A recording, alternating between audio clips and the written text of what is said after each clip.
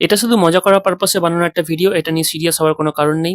এখানে একটা ছেলে অর্জুন মিত্রের গায়ে হাত দিয়ে ওনাকে দাঁড় করানোর চেষ্টা করে, তখন অর্জুন মিত্র খেপে গিয়ে ওকে একটা সপাটে ফাটাস করে চড় মারে। সেই চড় খেয়ে ছেলেটা যখন চোখে সর্ষে ফুল দেখে নিচে পড়ে যায়, দেখুন ওনার ডান দিকে কমলা রঙের গেঞ্জি পরে একটা লোক দাঁড়িয়ে ছিল, কিন্তু ওই সিনটাই অন্য অ্যাঙ্গেল থেকে দেখুন ওই জায়গা থেকে কমলা রঙের গেঞ্জি পরা লোকটা গায়েব হয়ে গেল। আরে ও গেল কোথায় রে ভাই, কেউ খুঁজে নিয়ে আয়।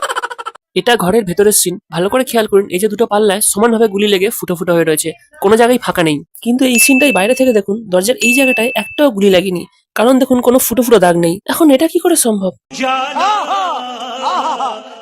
এই সিনে বাঘাদা যখন পুলিশের ওপর গুলি চালাচ্ছিল, তখন দেখুন ওনার পেছনে দরজাটাও খোলা আছে, মানে দুটো দরজাই খোলা রয়েছে।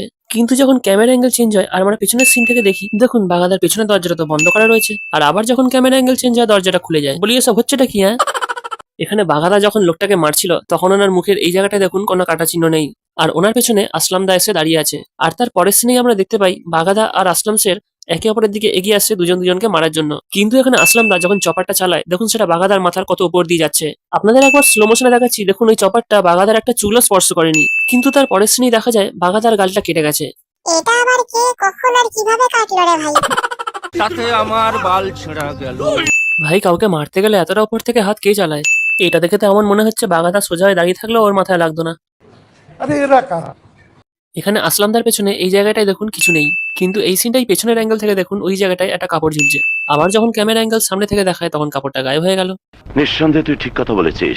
এখানে দেখুন এই ক্রিম কালারের মারুতিটা বাগাদার বাঁ দিক থেকে চলে যাচ্ছিল, কিন্তু এই সিনটাই উপরের অ্যাঙ্গেল থেকে দেখুন এই যাচ্ছে বাগাদা, আর ওনার ডান দিক থেকে ওই ক্রিম কালারের গাড়িটা চলে যাচ্ছে, কিন্তু আগে তো এই জায়গা থেকে যাচ্ছিল। এখানে ডাক্তারবাবুর সামনে যে গ্লাসটা রাখা আছে দেখুন সেটা ঢাকা নেই, আর যখন অর্জুন মিত্র কথা বলতে বলতে দাঁড়িয়ে পড়ে তখনও দেখুন গ্লাসটা ঢাকা দেওয়া ছিল না। কিন্তু এই সিনটায় যখন ক্যামেরা অ্যাঙ্গেল চেঞ্জ হয়, দেখুন ওই গ্লাসটা ঢাকা দেওয়া রয়েছে, মানে ক্যাপ লাগানো আছে, কিন্তু আগে তো এটা ছিল না। বন্ধুরা, খাঁকি দ্য বেঙ্গল চ্যাপ্টার সিজনের 7টা এপিসোড রয়েছে, তো পুরো এপিসোডটা নিয়ে একটা ভিডিও বানানো পসিবল নয়, সেজন্য এরপরে আরো দু একটা পার্ট বেরোবে ভিডিওটার। আপনাদের যাদের খাঁকি দ্য বেঙ্গল চ্যাপ্টার সিজনটা দেখা হয়ে গেছে তাদের কেমন লাগলো সেটা কমেন্টে জানাতে ভুলবেন না। আমার তো অসাধারণ লেগেছে।